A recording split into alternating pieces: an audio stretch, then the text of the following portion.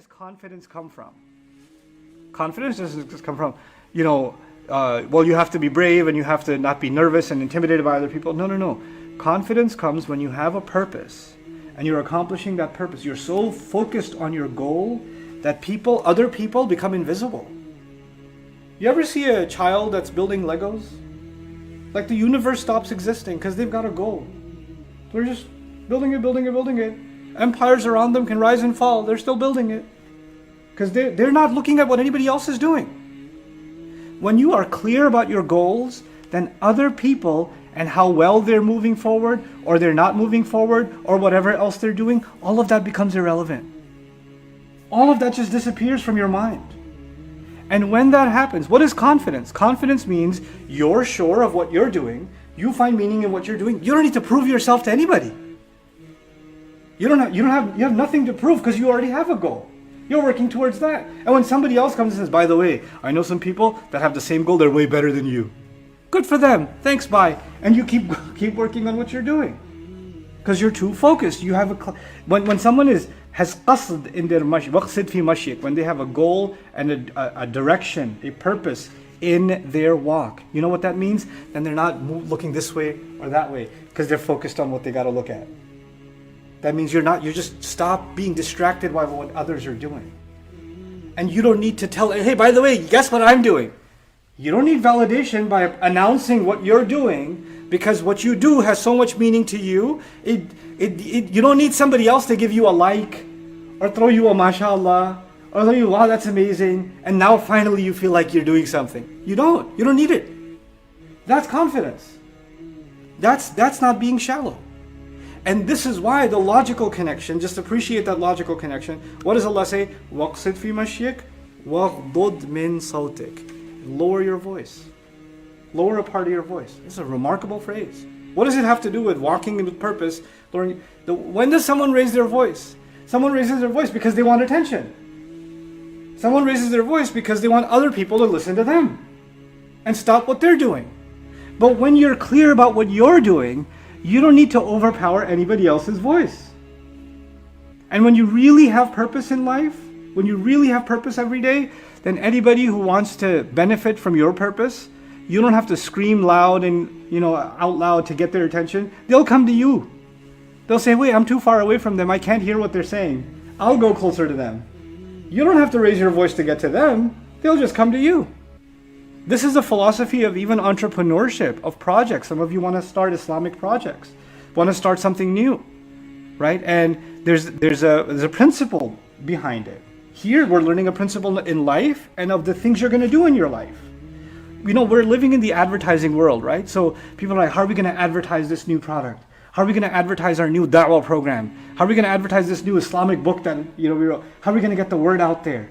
We have to scream loud and clear from every corner before we can, And you know what? The new world of advertising is about endorsements, right? Get an athlete to endorse this shoe, right? Or get some celebrity to say, this is the book you want to read, right?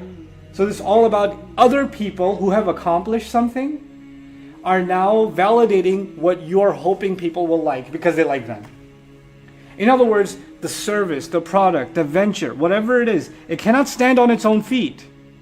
It needs the attention of someone else making it valid. On its own, it's not strong enough. Not enough people are benefiting from it. You know why? Because your concern is still people and how loud you are, and you're still looking around. You're still not focused on your goal.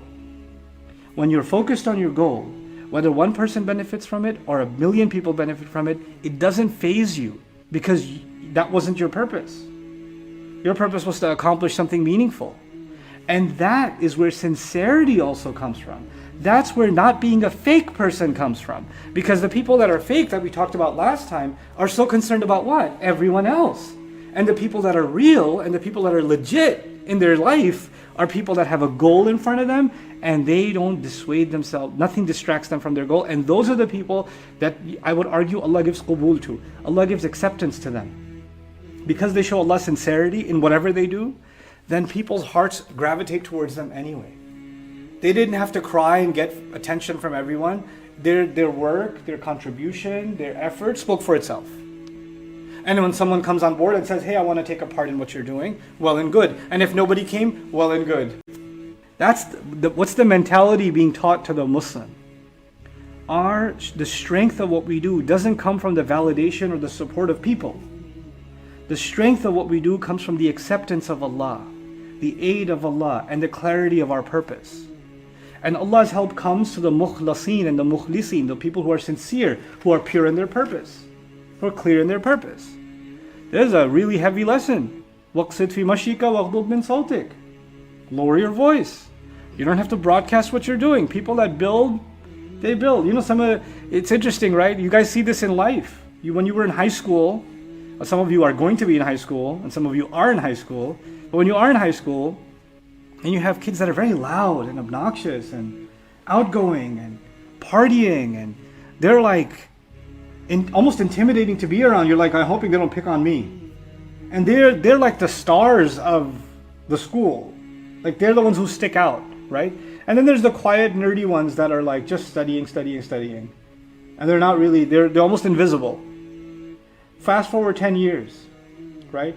Who's serving fries at a restaurant? And who owns 10 restaurants, right? You see what happens? The people that were clear, even the students that were clear about their studies, they were clear about a goal, they end up getting somewhere. And they didn't have to raise their voice. They didn't have to raise their voice to get there. They got there. And then there are people who are very loud and seemed like they were the people to emulate, the people to be like. What did they accomplish in life? Where did they get with their life? You see, when it comes to our prayer, there's a minimum that if you do it, your prayer is good enough. It may not be the best, but it's good. You met the minimum requirements, right? When it comes to fasting, there's a minimum requirement. If you met that requirement, your fasting is still good, right? Okay, so let's just say somebody fasted, while they were fasting, they read Quran the whole day. Or they worshipped Allah the whole day. It's a pretty amazing fast. Fast plus all that worship. And somebody else fasted, and the moment the fast started, they passed out. Then they woke up, prayed, passed out again, woke up, prayed, passed out again. And then Maghrib came and they had iftar. They had a coma fast, right? But did they meet the minimum requirements? Yeah, it's not ihsan, it's not the best, but they still fasted. They met the minimum requirement. Somebody who made wudu, who faced the proper direction, who wore pure clothes and prayed their salah, they met the minimum requirements. Even if they were distracted in their prayer, even if it wasn't that great of a prayer, even if they maybe sometimes rushed a little bit, or chose to recite the shortest surahs they know just to get it over with, even if they did that, they at least still met, and I'm not recommending any of it, but technically did they meet the minimum requirements? Yeah, you can't say they did something haram. Right? What I'm trying to say is, the word ihsan means you do something at the best you could do it. But if you don't do your best, that doesn't mean you failed. That doesn't mean you're in trouble. It's like saying, if I don't get 100, I failed. No, I could get an 85, I could still pass. A 70 still, 65 is passing in most schools now, right? So 60, okay, at least it's a D, but it's not an F. It's not an F, so I still move on to the next class. It's not the best score, but in the list of things that are haram, this is what I want you to visualize. When Allah makes a list of things that are haram, Allah is saying anybody who crosses this line has failed. Anybody who crosses this line is in trouble. And I would argue that in the Quran, when it comes to our parents are the only ones that if you do anything less than your best, that's haram. Because of this ayah. Because this ayah is about things that are what? Haram. It's a scary thing. That Allah didn't even expect ihsan in every prayer. He didn't expect ihsan in every dealing. He didn't say it's haram for you to be short of ihsan. But when it comes to parents, anything short of your very best is a violation. It's a violation. My job is to find out if I'm not doing something haram. It's about me before it's about anything else. When you start reading the Quran so you can find things to point at somebody else, that's when your relationship with the Quran stops. That's when it stops. Because now you're using this book to point fingers at who does what wrong. And I no longer look at myself. I no longer see this as a book that's talking about me.